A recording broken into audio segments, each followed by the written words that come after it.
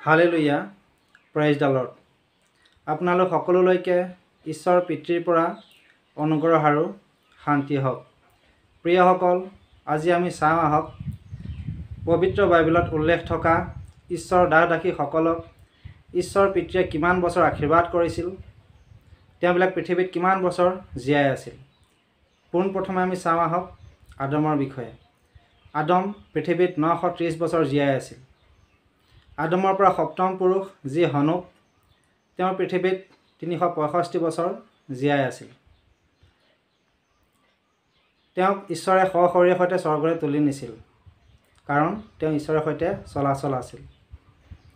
হনুকৰ পুত্ৰ মথুছেলহ পৃথিৱীত 969 বছৰ জীয়াই আছিল। পৃথিৱীত সকলোতকৈ অধিক সময় জীয়াই থকা পুৰুষজনে হৈছে এই মথুছেলহ।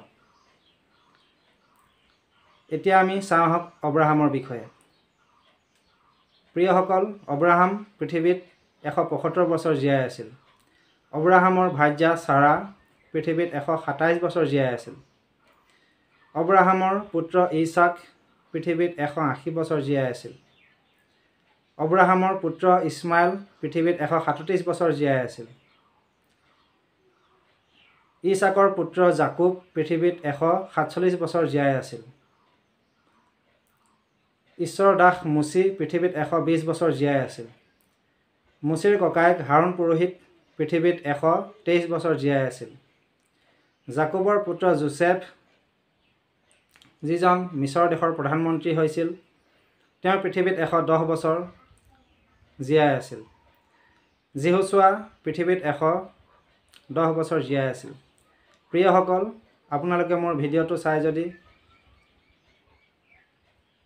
কিছু হ'লেও উপকৃত হৈছে, তেন্তে মই ঈশ্বৰ পিতৃক ধন্যবাদ জনাইছোঁ। আৰু প্ৰিয়সকল, আপোনালোকে মোৰ ভিডিঅ'টো লাইক কৰিব, আৰু আপোনালোকৰ কোনো আত্মীয়ক যদি এই ভিডিঅ'টো প্ৰেৰণ কৰিবলৈ ইচ্ছা কৰে, তেন্তে শ্বেয়াৰ কৰিব। আৰু আপোনালোকৰ কোনো দিহা পৰামৰ্শ যদি মোক দিব লগা থাকে, তেন্তে কমেণ্ট কৰিব।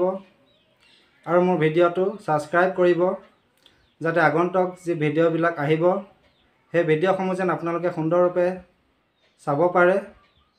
তাৰ কাৰণে মোৰ ভিডিঅ'ৰ তলত যি ছাবস্ক্ৰাইব বুলি লিখা আছে, তাত আপোনালোকে এবাৰ চুই দিব।